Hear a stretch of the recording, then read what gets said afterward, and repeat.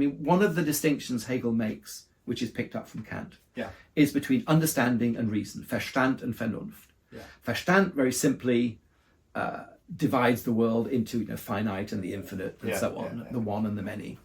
Vernunft is more dialectical. It sees opposites turning into one another and being united with one another. But Hegel argues that Vernunft has got to be presented in a way that Verstand can follow. And so Verstand has got to be able to become vernünftig. Yeah. So that's really important. You've got to, in a sense, start with where the understanding is and take understanding with you and satisfy some of its demands so that it can then become vernünftig, become dialectical. As you might be well aware, there is a cartoon version of Hegelian dialectics which gets thrown around, which is thesis, antithesis, synthesis. Now, could you please, for once, it won't help, but at least those who are listening, so that they, that our listeners can understand what Hegelian dialectics proper is. Okay. Thesis, antithesis, synthesis is not Hegel. Yeah. There are moments, obviously, with thesis and antithesis in Kant's antinomies, but you don't get that in Hegel.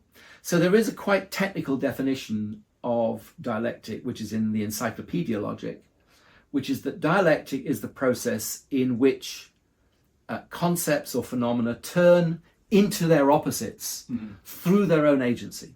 Yeah. So, and that is a very fluid and dynamic process. So if we think of tragedy as a good example of dialectic in action, think of Antigone and Creon in Sophocles' play, without getting into too much detail here. Let's take the Hegelian view that both of them are in the right. The dispute concerns whether Antigone's brother can be buried inside or outside the city. And they take different views about this, and both of them take themselves to be in the right, and from Hegel's point of view, both of them are in the right. But in being right, they're both wrong, because they violate the right of the other. And it's the wrong in what they do arises from the way in which they're right. So for Hegel, you can be right in the wrong way. And there's a dialectic to that. Yeah. That, take Hegel's account of freedom in civil society, which anticipates various aspects of Marx. Hegel thinks that when freedom is construed in a certain way, particularly, I suppose, in what we might call a very neoliberal free market way, it produces, through its own dynamic, poverty and alienation. So freedom turns into unfreedom through its own dynamic. And there are various, Hegel's philosophy is shot through with other examples. So dialectic is specifically this process in which something turns into its opposite. So the thesis, antithesis, synthesis is, first of all, it seems to separate out the positive and the negative moment. Yeah. You have thesis, and then you have the antithesis, and then you bring them together in a separate act. You don't have, with Hegel, two separate acts. You have one category or phenomenon turning itself into its own negative and then reconciling itself with that negative in a higher unity that it generates. So there's no antithesis as something separate from the thesis, and there's no synthesis as a separate act that brings them together. The other thing, just while we're talking about dialectic, that I would urge viewers or listeners to bear in mind, dialectic doesn't happen between A and B. So one sometimes hears people talking about a dialectic between the individual and society.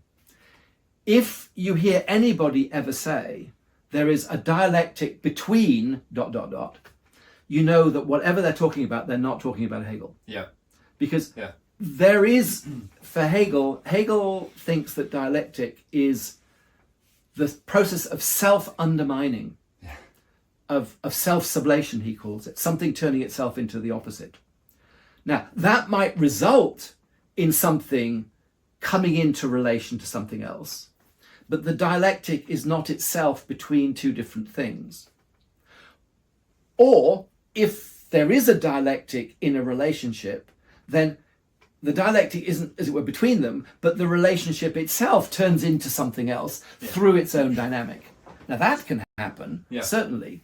So I think it's worth bearing that in mind, that there's quite a specific sense. And Hegel thinks that a number of popular proverbs encapsulate that idea of dialectic. I mean, his favourite one is "Pride comes before the fall." Yeah.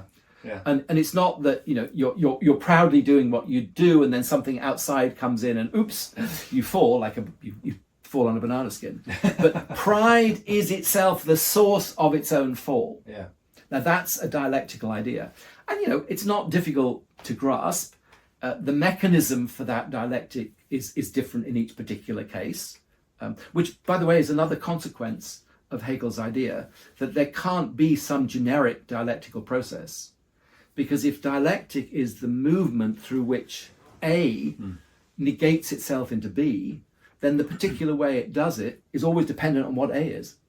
And A might negate itself in a different way from D or F or M. You know, they all do, they all undergo this process of dialectic in a particular way.